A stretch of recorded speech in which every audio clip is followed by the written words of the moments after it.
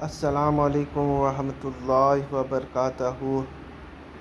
The topic for today is wife beating worse in Islam and how it leads to atheism and how it leaves the woman vulnerable and why they leave Islam.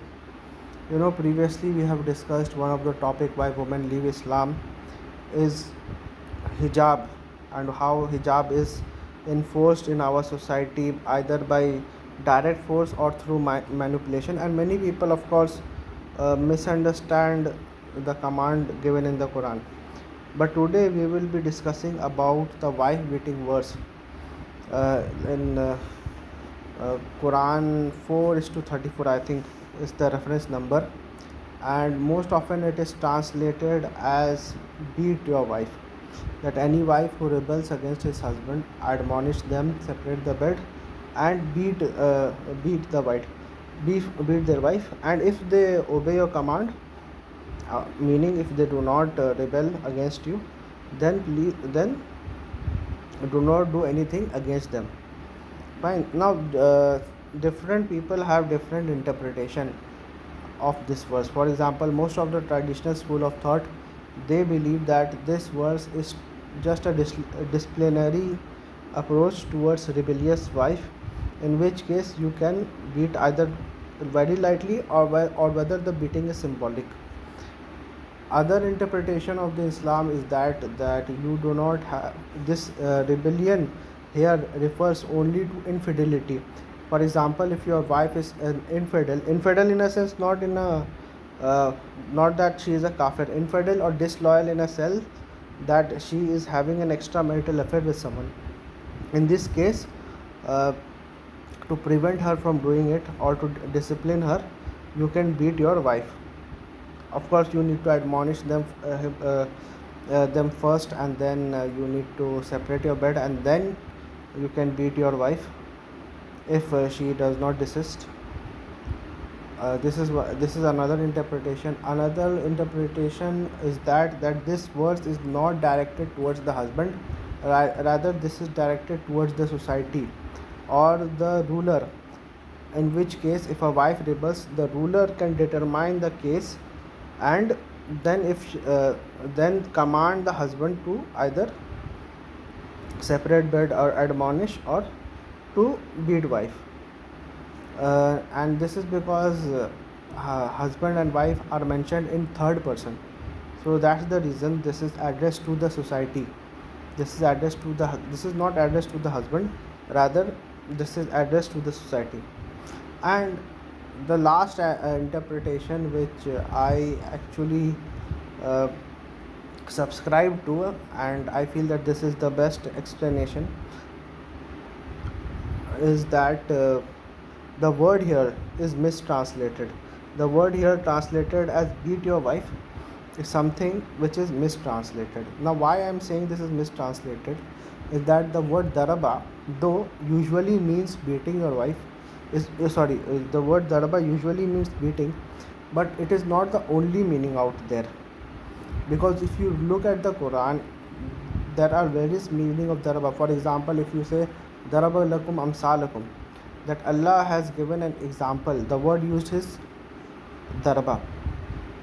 Iza darabtu fil ard, that when you travel through the earth. Now the same word is used, strike. When you strike through the earth is not the correct translation. The correct translation is that when you travel through the earth. Fine. So the word zaraba also means separation. Now this is not divorce, this is rather separation.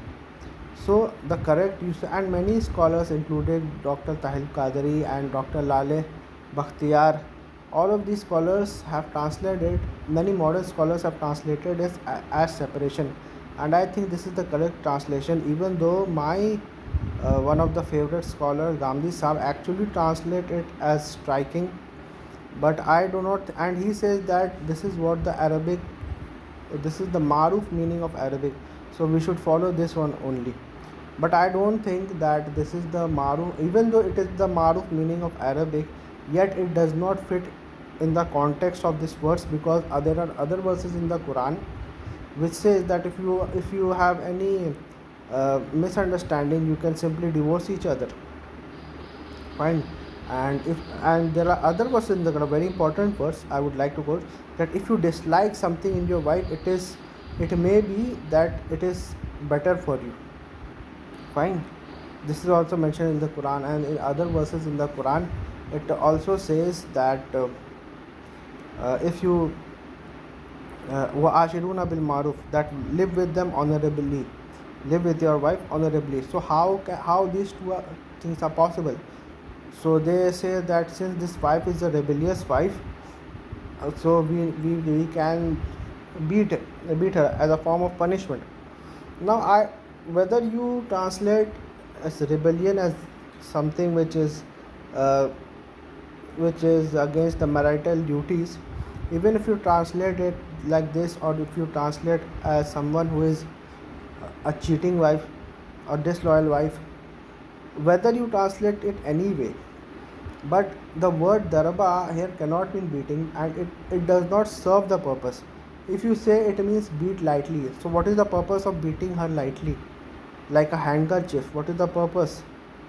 Will this light beating like gay or something will change her behavior if something has not yet changed? I don't think so.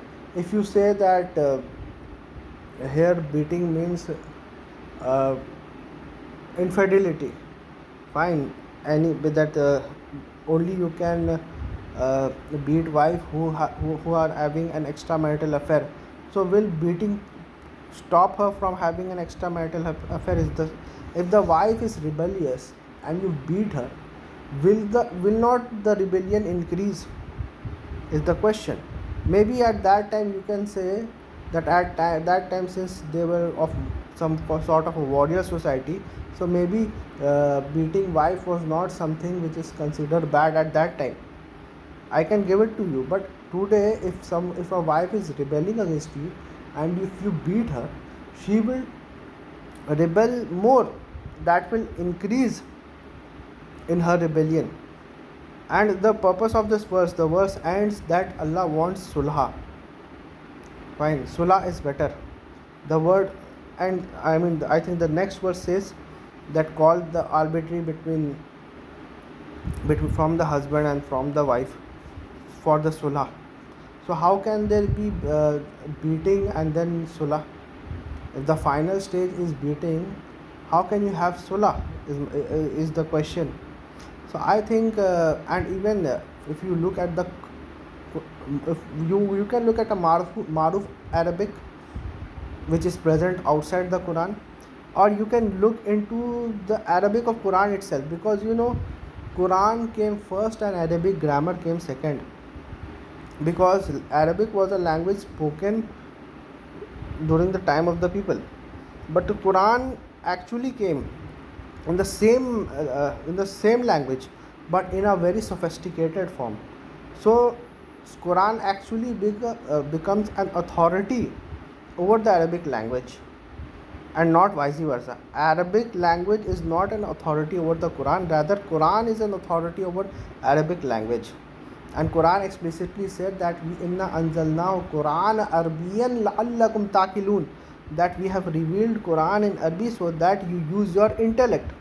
So we have to use this intellect, and other linguistic and uh, all of the languages or the grammars are actually built after the Quran. All the books are written of the Arabic grammar. These are written after the Quran. So the people speaks a language, and then grammar is built upon it, and then linguistics are built upon it, and not vice versa. That's the reason many people who try to uh, uh, take out Arabic mistakes in the Quran, they fail to realize that language is dependent upon the people who speak the language, and not vice versa. Grammar is not dependent upon grammar is dependent upon the people of the language who are speaking those languages, rather than people are dependent upon the grammar. That's the reason you have different version of English, because people in that area do not speak that version which the people of other areas speaking. We have the example of American English, we have the example of European English, and we also have an example of Indian English. So these are different types of English. Similarly, there can be, because of different tribes, there can be different kinds of Arabic also. Quran does not follow the Arabic of the tribes, rather Quran actually gives you the standard to judge language as well. So rather than judging the Quran from external Arabic language, that why should I not judge the Quran from the Quranic Arabic itself? And yes, today we differentiate between spoken Arabic and Quranic Arabic. Although they have much similarities, 99% may be similar, but we differentiate between Quranic Arabic and Fusa Arabic. I don't know what language is called apart from Quranic Arabic. So we should judge the Arabic of the Quran from the Quran itself first, and then maybe from the linguistic or from the dictionaries to see what is the correct meaning of the verse. And la'allakum taqilun, you also have to use your intellect while giving the correct meaning to the word, not only linguistic but also your intellect. So we know that from the other verses of the Quran, it is clearly proven that the word Daraba actually means separation or distance or traveling from one point to other from other. So I think this is the most appropriate translation and it reconciles everything.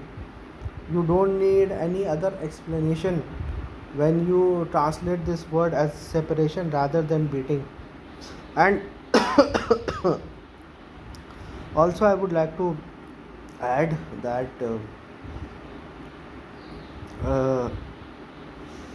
what I was trying to say, that yes, separation rather than beating. And yes, also I would like to add that Prophet peace be upon him have never beaten any of his wives or any of his servants. So if Quran is giving guideline to beat wife, Prophet peace be upon him will be the first person to implement that guideline. Why is he is actually been known for not beating wives. He is actually been known for not beating wives. So if beating wives is a guideline, even if it is not compulsory, even it is a non-recommended or rather even it is something a non-obligatory guideline of the Quran, yet Prophet peace be upon him have not used this guideline in the Quran. Why? Prophet peace be upon him should be the first person to use this guideline of the Quran. But we know from established history and even from the hadith of the Prophet peace be upon him that Prophet peace be upon him never beat his wife.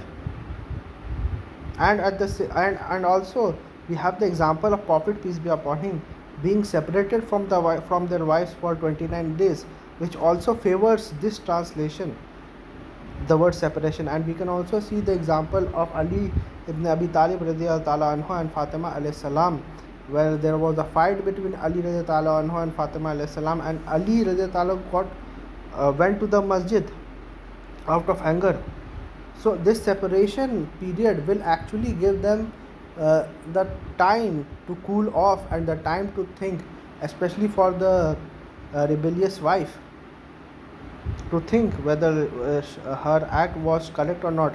And when the separation actually takes place, the matter becomes public, and when the matter becomes public, the next verse explains that call arbitrary from your wife and the call arbitrary from your husband, so that there be sulah. And if there is no sulah, then okay, fine, they can either be separated forever or they can file for divorce. So this is what the verse of the Quran actually means. Anyone who disagrees with this translation or who has a better explanation can comment on this video. Thank you very much.